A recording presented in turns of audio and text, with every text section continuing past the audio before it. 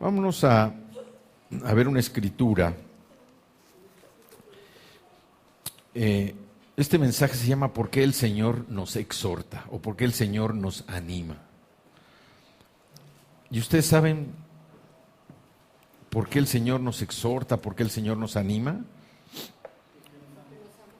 Primeramente, pues, porque nos ama. Primeramente, porque nos ama. Exactamente, nos ama el Señor de tal manera que a cada uno de nosotros, independientemente del plan que tiene para el cumplimiento de su promesa o de su propósito en nuestra vida, el Señor nos ama tanto que envió a su Hijo para que nosotros pudiéramos encontrar la libertad que ahora podemos disfrutar. ¿Sí?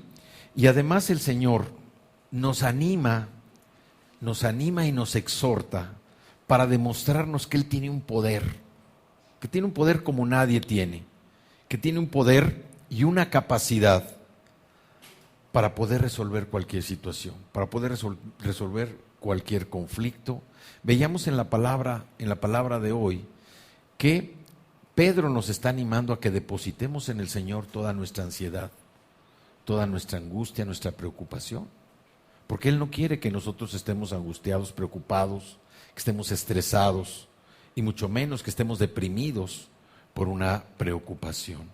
Dios lo que quiere es que nosotros depositemos en Él todas nuestras cargas, que depositemos en Él todo lo que nos está queriendo oprimir. ¿Para qué? Para que Él se encargue precisamente de todo esto, porque Él tiene el poder, tiene la capacidad de resolver cualquier conflicto, cualquier situación que nosotros tengamos en nuestra vida. Entonces, Él nos anima y nos exhorta primeramente porque nos ama, pero también nos exhorta y nos anima para demostrarnos que Él tiene un poder que nadie tiene. Él quiere demostrar ese poder en nuestra vida a través de ¿qué? De resolver lo que nosotros le estemos presentando. Hay situaciones que de alguna manera nos hacen a nosotros tener temor. Y no sé, pero si alguno piensa cuando era niño, ¿qué era a lo que más temía? Yo, por ejemplo, me acuerdo que mis primeros miedos que yo tenía, o mis primeros miedos fueron, pues primero a mi papá. Yo le tenía mucho miedo a mi papá. Todo lo que tenía que ir relacionado con algo que se iba o que se podía disfrutar, para mí se me convertía en un terror, ¿no? Y por ejemplo, cuando me enseñó a andar en bicicleta,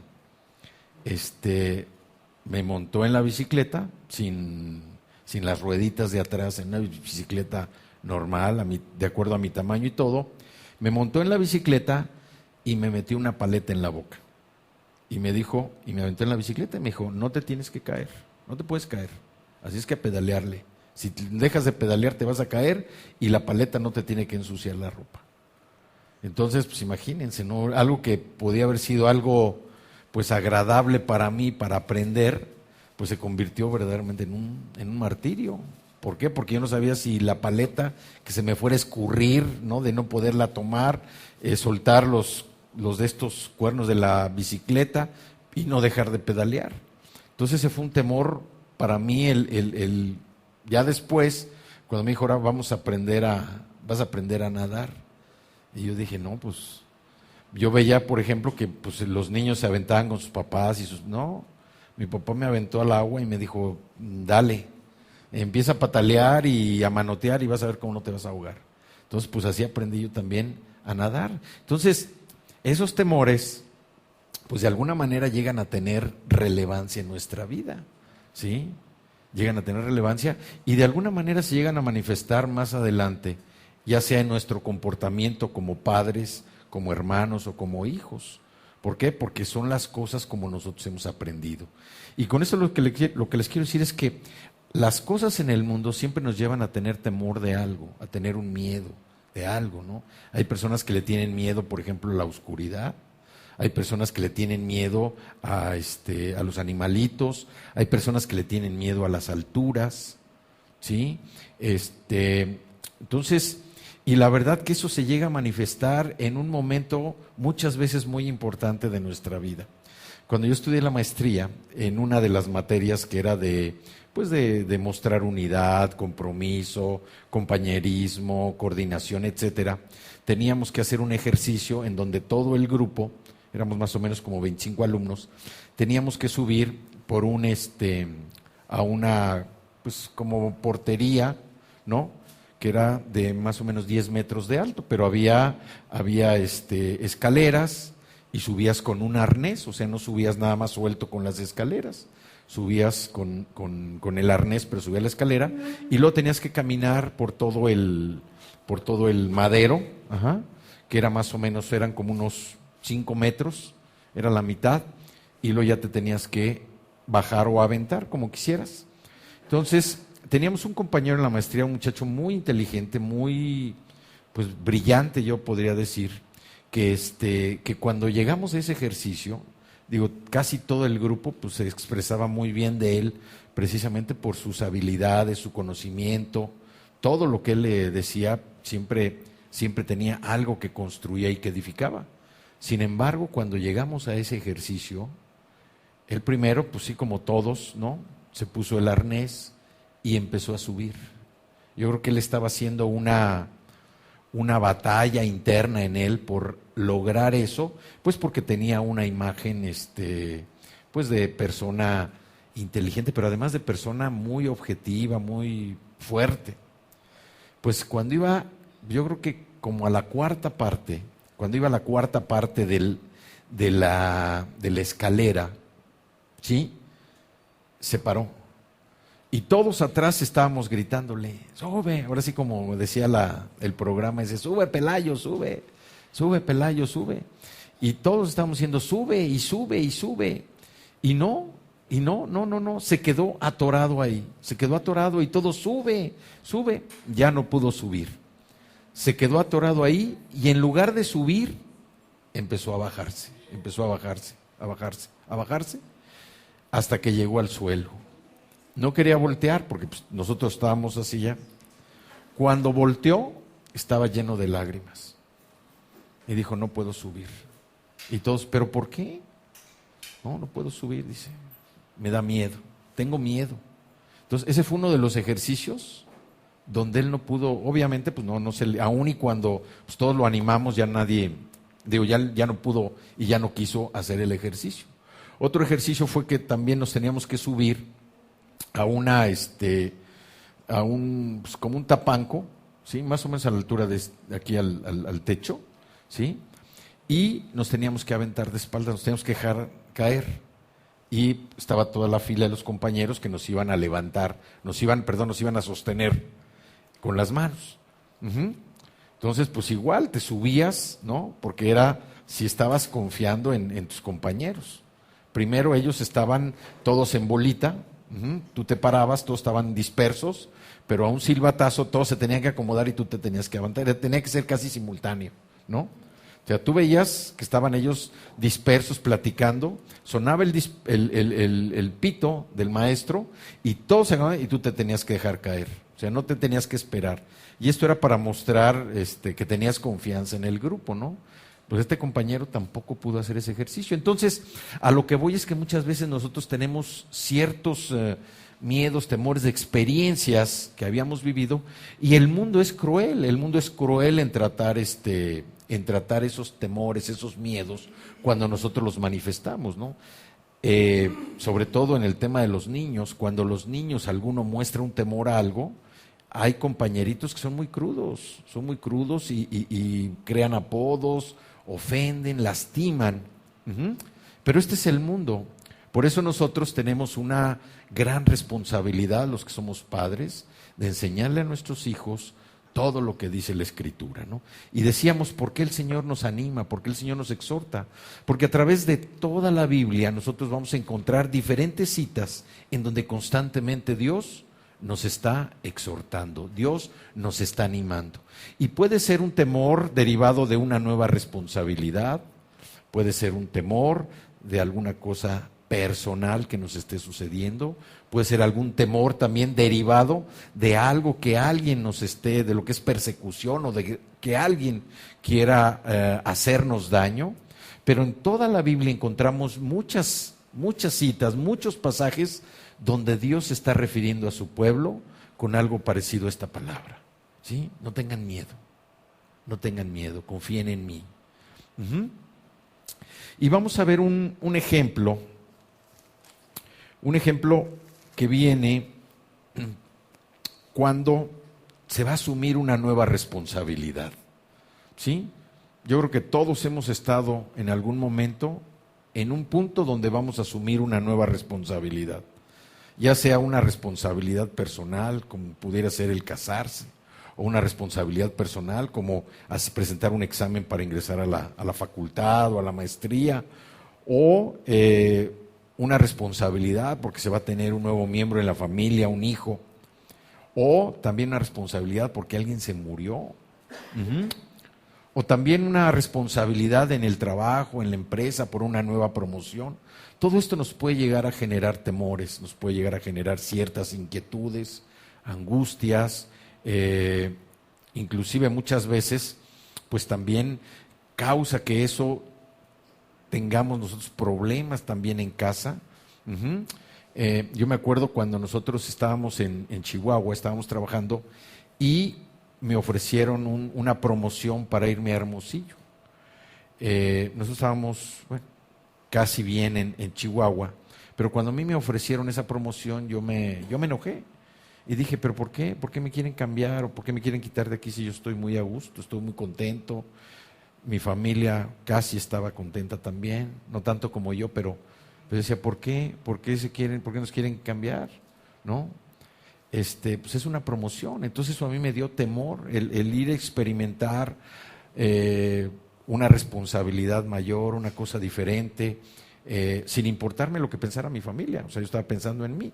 Entonces, todo eso, todo lo que representa el asumir una nueva responsabilidad, a veces nos causa cierto temor. Y hay un ejemplo en la Biblia, hay un ejemplo muy claro de cuando Dios da una orden. Dios a nosotros nos da órdenes. Nosotros hemos dicho que Dios no es sentimental ni emocional. Dios se mueve por principios. Dios se mueve por principios. ¿Y los principios dónde están? En su palabra. Aquí en la Biblia es donde están los principios del Señor, donde nosotros lo conocemos a Él precisamente para saber qué es lo que tenemos nosotros que hacer para normar nuestra conducta, nuestra vida. Entonces, estas responsabilidades que nosotros tenemos y que a veces pudieran representar alguna angustia, alguna inquietud, Dios nos las presenta dentro de un pasaje muy claro, ¿sí? Que es en la vida de Josué. Todos hemos oído hablar de Josué, todos sabemos que Josué inclusive escribió un libro, tiene un libro que lleva su nombre, pero también sabemos que Josué fue un hombre que pasó por un proceso y tuvo que enfrentarse a una realidad. ¿Y esa realidad cuál era? El ser el sucesor de Moisés, de un hombre que guió a un pueblo, a una nación, de una condición de esclavitud a libertad. Y Josué tenía que continuar con ese trabajo por una instrucción que Dios le había dado, primero a Moisés y luego a Josué. Entonces Josué tuvo que enfrentar también ese temor de primero lograr que todos los ancianos del pueblo de Israel pues lo vieran a él como veían a Moisés y que también le hicieran caso, que también pudieran ser obedientes y que creyeran en la dirección que Dios le daba a Josué y que Josué se las iba a transmitir.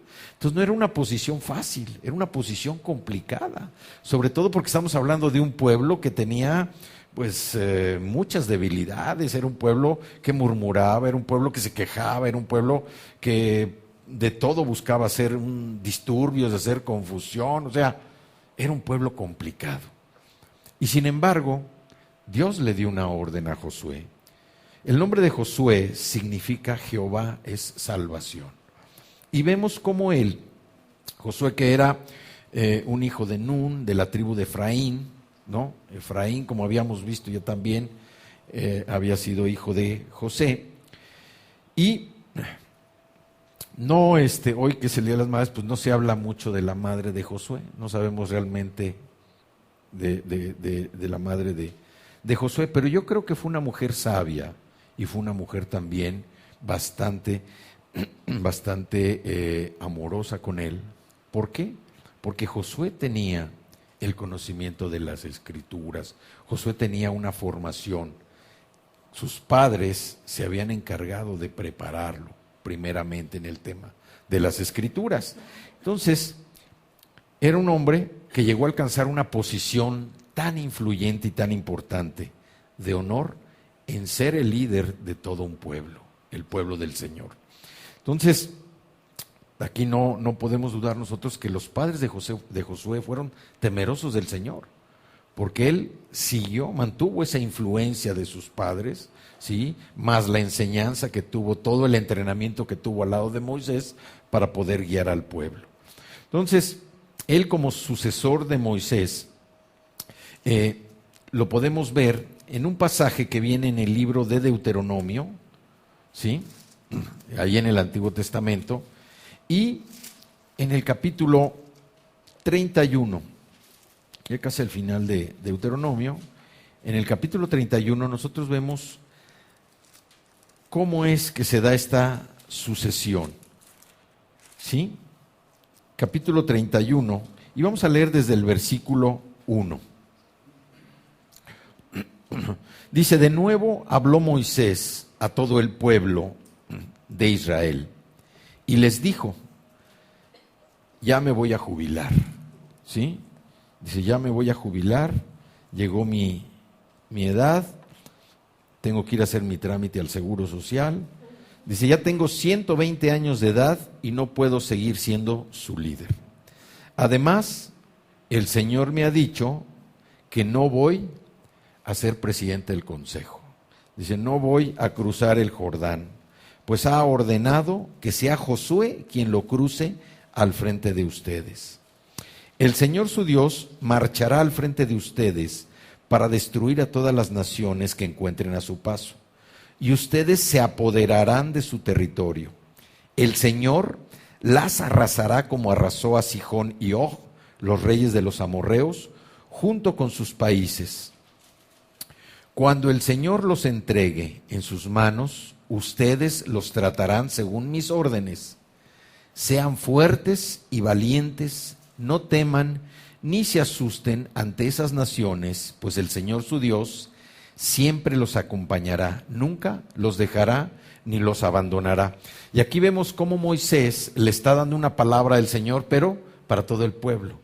A todo el pueblo de Israel les dice: yo ya no puedo seguir adelante, el Señor me dijo que ya no voy a cruzar el Jordán, yo ya soy mayor de edad, ya me tengo que retirar, pero en mi lugar se va a quedar Josué. Dice: pero de todos modos, el Señor dice que sean fuertes y valientes, que no teman ni se asusten, pues el Señor, su Dios, siempre los acompañará, nunca los dejará ni los abandonará. Aquí está Moisés también dando la exhortación al pueblo de Israel, de que Dios iba a estar presente siempre en sus vidas. Y después, ¿qué pasa? Moisés le llama a Josué, ¿sí? Le llama, el 7 dice: llamó entonces Moisés a Josué y en presencia de todo Israel le dijo: sé fuerte y valiente, porque tú entrarás con este pueblo al territorio que el Señor juró darles a sus antepasados. Tú harás que ellos tomen posesión de su herencia. El Señor mismo marchará al frente de ti y estará contigo. Nunca te dejará ni te abandonará. No temas ni te desanimes. ¿Y esto qué es lo que está diciendo aquí Moisés? Por un lado, Moisés primero anima y exhorta con la palabra, con la presencia de Dios a todo el pueblo de Israel. Porque les dice: ustedes sean valientes, sean fuertes, sean valientes, no se desanimen. Dios va a estar con ustedes, pero a todo el pueblo. Y después ya particulariza y le dice a Josué, dice tú vas a tener que ser fuerte y valiente, tú en lo personal. O sea, ya no tomes la parte que te corresponde de todo el pueblo de Israel. Tú en lo personal tienes que ser fuerte y valiente. ¿Por qué? Dice: porque tú entrarás con este pueblo al territorio que el Señor juró darles a sus antepasados. tú harás que ellos tomen posesión de su herencia. Aquí Moisés le está diciendo a Josué que él también tiene que tomar esa exhortación de parte del Señor porque tiene una actividad que realizar. Dice, tú los vas a llevar, pero aparte de que los vas a llevar, vas a tomar la tierra y la vas a repartir para todos ellos. Entonces, a él en lo personal también lo está exhortando. Dice, el Señor mismo marchará al frente de ti. El Señor mismo marchará al frente de ti y estará contigo, nunca te dejará ni te abandonará, no temas ni te desanimes. Entonces, desde aquí vemos cómo ante una responsabilidad, una gran responsabilidad que Josué estaba tomando, porque iba a ser el heredero de Moisés en terminar el trabajo, la obra que Dios le había dado para llegar a la tierra prometida, pues no era cualquier responsabilidad, era una responsabilidad complicada, compleja, sobre todo porque conocía a todos. Muchas veces es preferible llegar a pues no sé, a una escuela o a una empresa donde no conozcas a nadie que cuando los conoces, ¿no? Porque así es, bueno, no los conozco, no me conocen y vamos empezando a hacer alguna especie de sondeos para ver cómo están. Pero él que conocía a la gente, que había visto cómo varias veces habían querido destruirlos, era una responsabilidad muy importante, difícil para él. Pero Moisés le habla. Dios habló a través de Moisés para Josué, para decirle, tienes que ser fuerte y valiente. O sea, todo el pueblo tiene que ser fuerte y valiente porque iban a luchar contra naciones enemigas. Pero a Josué en particular le dice, tú tienes que ser fuerte y valiente. ¿Por qué? Porque vas a hacer que toda esta gente cruce el río Jordán, que tome la tierra, que la tome, que la posea, pero aparte que la repartas para todos y cada uno de ellos. Y tú no te debes desanimar. El Señor va a ir delante de ti, siempre el Señor va a marchar delante de ti. No te desanimes, el Señor no te va a dejar ni te va a desamparar. Es una manera en que Dios se manifiesta, así como se manifestó en esa época con Josué.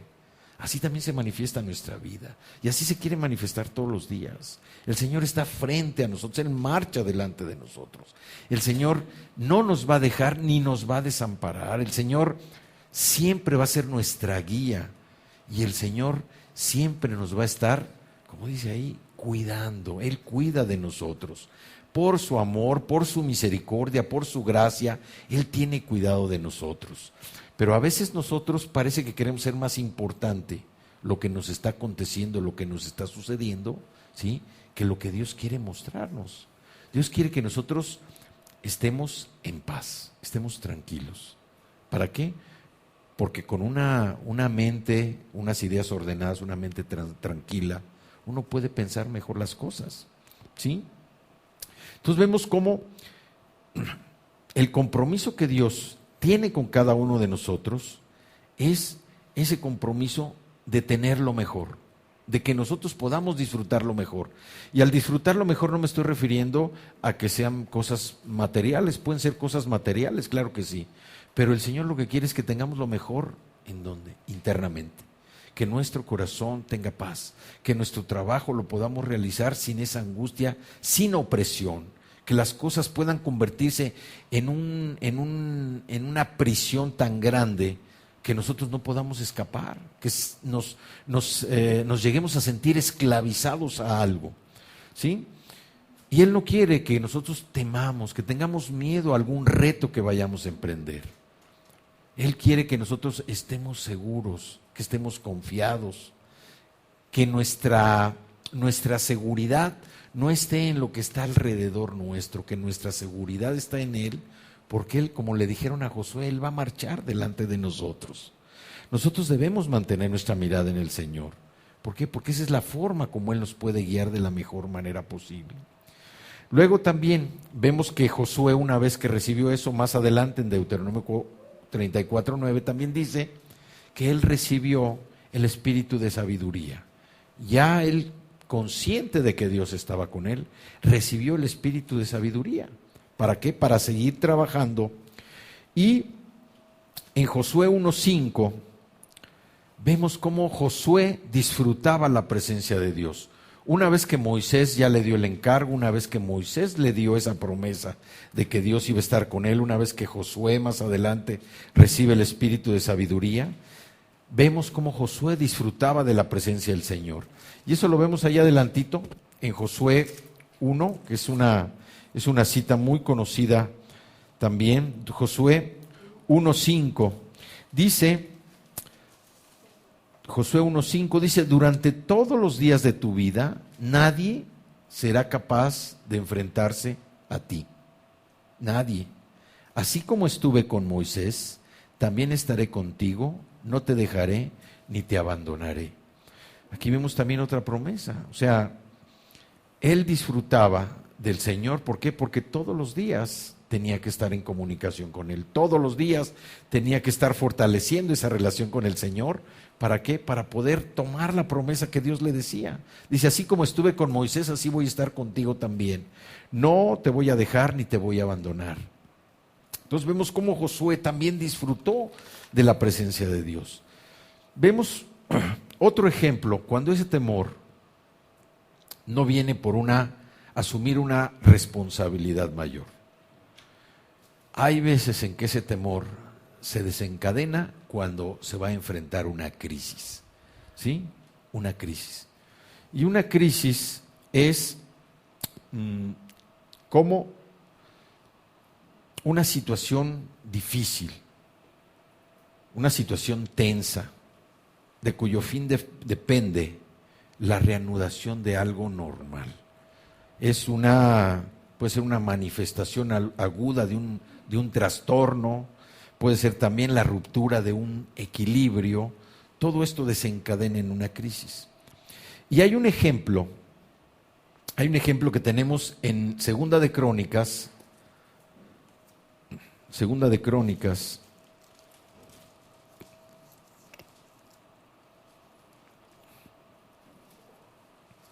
capítulo 20. Segunda de Crónicas, capítulo 20. Aquí tenemos un ejemplo también de un rey de Judá que enfrentó una crisis. Sí, digo, hay muchos ejemplos, pero estos son ejemplos particulares que yo tomé precisamente para este mensaje. Es la historia del rey Josafat. Josafat. El nombre de Josafat significa Jehová es juez. Y vemos que Josafat fue un rey que sucedió a Asa. Su padre fue Asa. Pero Josafat tuvo una función muy importante dentro del reino de Judá. ¿Por qué? Porque Josafat llevó a cabo todo un sistema de instrucción religiosa para todo el pueblo. Él implementó las reformas que los reyes anteriores no habían querido hacer. O sea, el sacar de todo el reino de Judá la idolatría que tanto daño le había hecho al pueblo, ¿sí? Josafat tuvo el valor de destruir los templos, destruir todo lo que eran imágenes de la diosa Aserá, pero lo más importante es que desarrolló un sistema de instrucción para todo el pueblo. Él también fue el que le dijo a los jueces, le ordenó a los jueces a que fueran justos. ¿Sí? Él le ordenó a los jueces también a que fueran justos, a que aplicaran la ley con justicia. ¿Sí? Pero también vemos cómo él se enfrenta, a pesar de todo lo que hizo, él también se enfrenta a una crisis. Y vamos a leer ahí en Crónicas, Segunda de Crónicas, en el capítulo 20, vamos a leer desde el versículo 1. Dice, después de esto, los moabitas, los amonitas y algunos de los meunitas le declararon la guerra a Josafat. Y alguien fue a informarle. Del otro lado del mar muerto y de Edom viene contra ti una gran multitud. Y ahora están en Hasezón Tamar, es decir, en Engadí.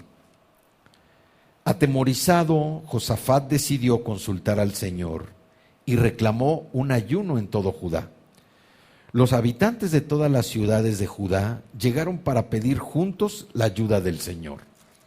O sea, aquí también vemos cómo Josafat, una vez que se entera de que lo van a atacar una multitud sin saber el número ni nada, lo que hace es que convoca a todo el pueblo y sabe que todos vamos a ayunar, porque se viene una guerra contra nosotros. Dice el 4, los habitantes de todas las ciudades de Judá llegaron para pedir juntos la ayuda del Señor. En el templo del Señor, frente al atrio nuevo, Josafat se puso de pie ante la asamblea de Judá y de Jerusalén y dijo, Señor, Dios de nuestros antepasados, ¿no eres tú el Dios del cielo y el que gobierna a todas las naciones? Es tal tu fuerza y tu poder que no hay quien pueda resistirte. ¿No fuiste tú, Dios nuestro, quien a los ojos de tu pueblo Israel expulsó a los habitantes de esta tierra? ¿Y no fuiste tú quien les dio para siempre esta tierra a los descendientes de tu amigo Abraham?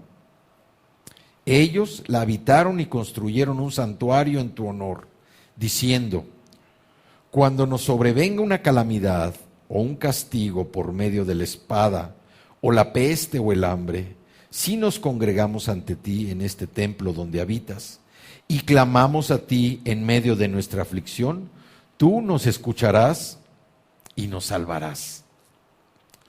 Cuando Israel salió de Egipto, tú no le permitiste que invadiera a los amonitas, ni a los moabitas, ni a los del monte de Seir, sino que lo enviaste por otro camino para que no destruyera a esas naciones. Mira cómo nos pagan ahora, viniendo a arrojarnos de la tierra que tú nos diste como herencia. Dios nuestro, ¿acaso no vas a dictar sentencia contra ellos? Nosotros no podemos oponernos a esa gran multitud que viene a atacarnos. No sabemos qué hacer, en ti hemos puesto nuestra esperanza. Aquí vemos cómo todo el pueblo ya estaba contaminado del temor, del miedo que tenía Josafat. Y en el 13 dice: todos los hombres de Judá estaban de pie delante del Señor, junto con sus mujeres y sus hijos, aún los más pequeños. Entonces el Espíritu del Señor vino sobre Jaasiel, hijo de Zacarías, y descendiente en línea directa de Benaías, Jehiel y Matanías. Este último era un levita de los hijos de Asaf que se encontraba en la asamblea. Y dijo Jaasiel: escuchen, habitantes de Judá y de Jerusalén, y escuche también su majestad. Así dice el Señor: no tengan miedo ni se acobarden cuando vean ese gran ejército, porque la batalla no es de ustedes, la batalla es mía. Mañana, cuando ellos suban por la cuesta de Cis, ustedes saldrán contra ellos y los encontrarán junto al arroyo frente al desierto de Jeruel. Pero ustedes no tendrán que intervenir en esta batalla, simplemente quédense quietos en sus puestos para que vean la salvación que el Señor les dará. Habitantes de Judá y de Jerusalén, no tengan miedo ni se acobarden. Salgan mañana contra ellos, porque yo, el Señor, estaré con ustedes. Josafat y todos los habitantes de Judá y de Jerusalén se postraron rostro en tierra y adoraron al Señor. Y los levitas de los hijos de Coat y de Coré se pusieron de pie para alabar al Señor a voz en cuello. ¿Qué les está diciendo aquí este hombre, este profeta Jaasiel? ¿Qué les está diciendo? Les está confirmando una palabra que viene, regresémonos a Deuteronomio 2.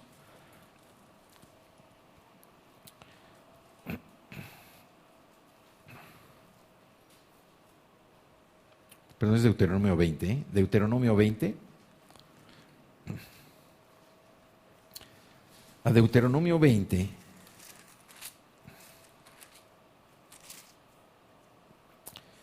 Es un capítulo que dice, no sé cómo diga, pero es leyes sobre la guerra o instrucciones para la guerra. ¿Sí?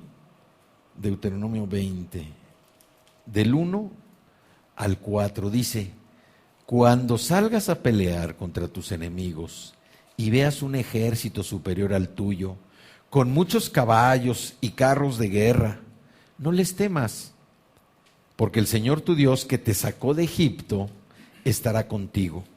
Cuando estés a punto de entrar en batalla, el sacerdote pasará al frente y exhortará al ejército con estas palabras: escucha, Israel, hoy vas a entrar en batalla contra tus enemigos. No te desanimes, ni tengas miedo, no te acobardes ni te llenes de pavor ante ellos, porque el Señor tu Dios está contigo. Él peleará en favor tuyo y te dará la victoria sobre tus enemigos. Entonces aquí vemos cómo traía ya la instrucción, la palabra, y cuando se presenta el momento, este profeta Jaziel, ¿qué hace?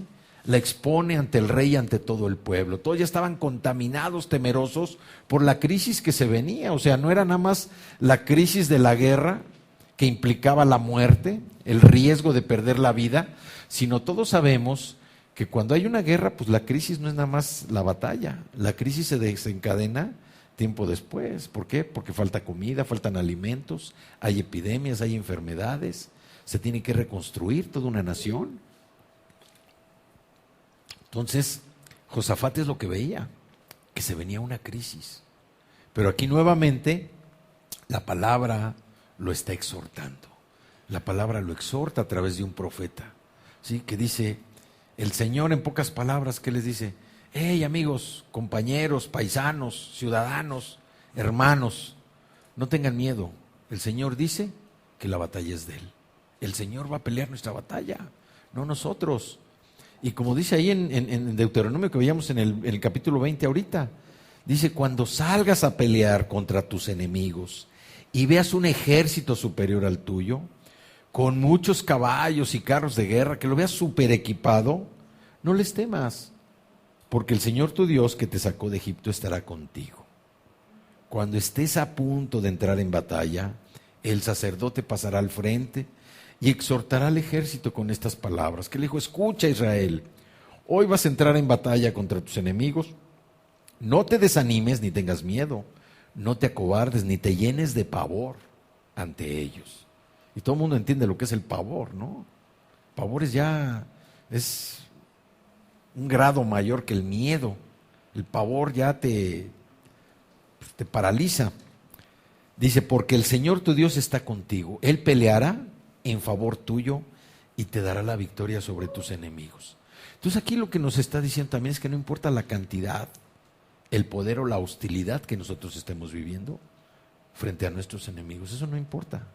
No importa cuando el Señor está con nosotros y cuando entendemos que el Señor está con nosotros y cuando creemos que el Señor verdaderamente está con nosotros y que el Señor va a pelear las batallas de nosotros, que nosotros no le vamos a ayudar a pelear esas batallas, porque a veces cuando le queremos ayudar al Señor, pues no permitimos que Él trabaje o que Él pelee y nosotros tampoco.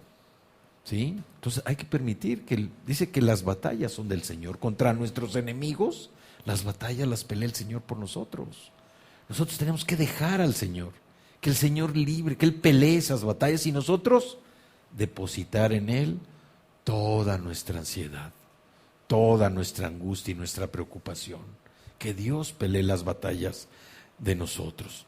Entonces, aquí vemos este versículo 15 de Jaziel. Escuchen, habitantes de Judá y de Jerusalén, y escuche también su majestad. Así dice el Señor, no tengan miedo ni se acobarden cuando vean ese gran ejército, porque la batalla no es de ustedes, sino mía, dice el Señor. Y así vemos cómo libró el Señor a Israel de Egipto y a cada uno de los reyes, a Josué, ahorita a Josafat. Así el Señor también quiere librarnos a cada uno de nosotros de nuestros enemigos. Y su presencia nos tiene que animar y dar poder para realizar todo lo que Él nos ha llamado a hacer. O sea, esta exhortación es precisamente para que nosotros tengamos más facilidad en ser obedientes. A veces decimos, no puedo hacer esto que el Señor me mandó a hacer porque tengo que hacer esto otra cosa. No tengo que hacer esto porque tengo que pelear una batalla acá contra un enemigo que no me deje en paz. No, el Señor dice, deposita en mí tu ansiedad, déjame esa batalla a mí contra tus enemigos y tú sé obediente en lo que yo te he mandado a hacer. Eso es lo que quiere el Señor. Porque a través de la obediencia en hacer lo que el Señor quiere que hagamos, y cuando nosotros entendemos precisamente esa función, nosotros vivimos en paz y disfrutamos y podemos apreciar, admirar, y no solamente de nosotros, sino que la gente que nos rodea también es partícipe de esa paz, de esa alegría, de esa tranquilidad, de poder hablar cosas que verdaderamente construyan y edifiquen, y no estar murmurando, estar criticando, estarse atemorizando, y lo que es peor, a veces estamos contaminando a lo que nos rodea, a los que nos rodean, de situaciones, de miedos de nosotros, y los estamos afectando directa o indirectamente, y ellos tampoco pueden avanzar. Entonces tiene que llegar un profeta y pararse así como Jaciel y decirle, ¿saben qué? Tengan miedo. Aunque vean un ejército poderoso, mayor que ustedes, Dios está con ustedes y además son sus enemigos y Dios va a pelear la batalla por nosotros, contra nuestros enemigos. Dios va a pelear la batalla contra nosotros. Hay una tercera forma también de temor, que es cuando nosotros somos perseguidos. Cuando por causas de otros nosotros estamos aparentemente padeciendo consecuencias, ¿no? Aunque la palabra es fiel ahí, que dice que lo que suframos por Cristo, ¿sí?, lo vamos a tener por recompensa. Pero vamos a un caso de un hombre que nació de una línea sacerdotal, pero que fue profeta. Y desde muy pequeño Dios tenía una palabra, ya para él, desde antes de que él naciera, como con todos nosotros, Dios ya le tenía un llamado, ya le tenía una función profética muy importante. Y aunque él en su vida personal pasó muchas tribulaciones, es uno de los personajes más importantes de toda la Biblia. Y me refiero al profeta Jeremías, ¿sí? Vamos a Jeremías 1, capítulo 1. Jeremías capítulo 1. Dice el versículo 1: estas son las palabras de Jeremías, hijo de Hilquías. Jeremías provenía de una familia sacerdotal de Anatot. El nombre de Anatot significa, era un pueblo de tradición sacerdotal, y el nombre de Anatot significa oraciones contestadas, ¿sí? Dice, ciudad del territorio de Benjamín. La palabra del Señor vino a Jeremías en el año 13 del reinado de Josías, hijo de Amón, rey de Judá. También vino a él durante el reinado de Joacim, hijo de Josías, rey de Judá, y hasta el fin del reinado de Sedequías, hijo de Josías, rey de Judá. Es decir, hasta el 5º mes del año 11º de su reinado, cuando la población de Jerusalén fue deportada. O sea, Sedequías fue el último rey de Judá y fue cuando vino la tercera deportación, la destrucción de Jerusalén. El versículo 4 dice, la palabra del Señor vino a mí. Y aquí está el llamado que Dios le hace. Antes de formarte en el vientre, ya te había elegido. Antes de que nacieras, ya te había apartado. Te había nombrado profeta para las naciones.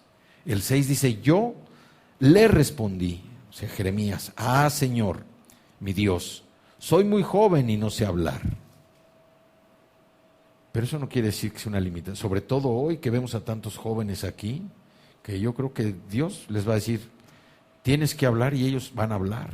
Estos jóvenes sí hablan, no se quedan callados. ¿Verdad, jóvenes? Jovencitos, jovencitas.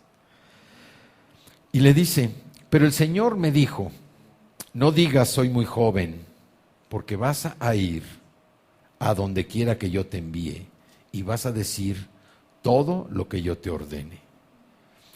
Y de alguna manera Dios también aquí le anticipa. Dice, para el trabajo que vas a realizar, que es complicado, de todos modos te voy a dar una salvaguarda. ¿Cuál es? No le temas a nadie, no le temas a nadie, que yo estoy contigo para liberarte.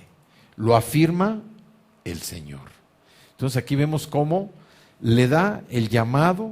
Jeremías se excusa o se quiere excusar y dice, soy muy joven y no puedo realizar el trabajo que me vas a mandar, no puedo ir a donde me mandes, ni puedo decir lo que me digas. ¿Y qué le dice el Señor? No digas que soy muy joven, porque vas a ir a donde quiera que yo te envíe y vas a decir todo lo que yo te ordene. ¿Por qué? Porque aquí tienes tu salvoconducto, aquí tienes tu protección. ¿Qué es? Dice, no le temas a nadie, que yo estoy contigo para librarte. Lo afirma el Señor. Entonces vemos cómo Jeremías también recibe esa promesa desde muy pequeño de que el Señor iba a estar con él. ¿Cuál era uno de los temas que estaba enfrentando Jeremías? Vamos a Jeremías capítulo 11. Jeremías 11, una crisis, exactamente, una crisis. En el capítulo 11 de Jeremías, vamos a leer a partir del versículo 17, dice: el Señor Todopoderoso, el que te plantó, ha decretado una calamidad contra ti por causa de la maldad que cometieron el pueblo de Israel y la tribu de Judá. Dice el Señor: me han agraviado al quemar incienso a Baal. ¿Qué es esto? Idolatría. El Señor me lo hizo saber y lo comprendí. Me mostró las maldades que habían cometido, pero yo era como un manso cordero que es llevado al matadero. No sabía lo que estaban maquinando contra mí y que decían: destruyamos el árbol con su fruto, arranquémoslo de la tierra de los vivientes para que nadie recuerde más su nombre. Pero tú, Señor Todopoderoso, que juzgas con justicia, que pruebas los sentimientos y la mente, déjame ver cómo te vengas de ellos, porque en tus manos he puesto mi causa. Y entonces vemos que la causa de la persecución era la violación del pacto del pueblo de Israel y del pueblo de Judá, de la tribu de Judá, que ellos habían vuelto nuevamente a la idolatría, a quemar incienso, a adorar a imágenes, o sea, todo lo que Dios aborrece. Y por eso Jeremías, siendo profeta, pues él era la voz del Señor, y de alguna manera Dios le estaba hablando el malestar, el enojo, la ira que tenía contra el pueblo. Pero vemos también cómo Dios se había anticipado también con Jeremías, no solamente lo que leímos en el versículo 8, donde dice: no le temas a nadie, que yo estoy contigo para librarte, sino en el versículo 1:19, capítulo 1:19 de Jeremías, allá atrásito le dice: pelearán contra ti, pero no te podrán vencer, porque yo estoy contigo para librarte, afirma el Señor. Aquí también Dios se anticipa con Jeremías y le dice: van a pelear contra ti. Sí, van a pelear. O sea, es una realidad, vamos a tener enfrentamientos, confrontación, pero no te podrán vencer. ¿Por qué? Porque yo estoy contigo para librarte. O sea, todas estas promesas, estas palabras, estas situaciones que vivieron estos hombres dentro de la historia de la Biblia, dentro de la historia de la humanidad, a nosotros nos hacen ver que ellos tuvieron promesas que les fueron dadas, algunos por profetas, otros directamente por personas cercanas a ellos, en donde Dios les estaba mostrando esa exhortación, ese ánimo, ese seguir adelante, esa confianza que Dios nos quiere mostrar todos los días a nosotros para que podamos seguir caminando en su propósito. Dios, a través de toda la Biblia, hay diferentes palabras donde nosotros debemos entender que Dios quiere que nosotros tengamos esa paz, que Dios quiere que tengamos ese corazón de poder entender, discernir su palabra, sus promesas. ¿Para qué? Para que nosotros también podamos ser extensión de su reino al estar hablando y transmitiendo lo que Dios quiere, que su palabra sea conocida por los demás. Dios quiere que las buenas nuevas del Evangelio se prediquen. Dios quiere que el mayor número de almas se salven a través del plan de salvación. Y nosotros somos esos instrumentos. Pero nosotros debemos tener esa confianza en que Dios está con nosotros. Marcha adelante. Él nos acompaña. Él va a pelear las batallas con nosotros. Él no nos va a dejar ni nos va a desamparar para que nosotros podamos cumplir con su propósito. Dios nos anima a vencer cualquier temor que se venga por proclamar su palabra. Él quiere que proclamemos su palabra.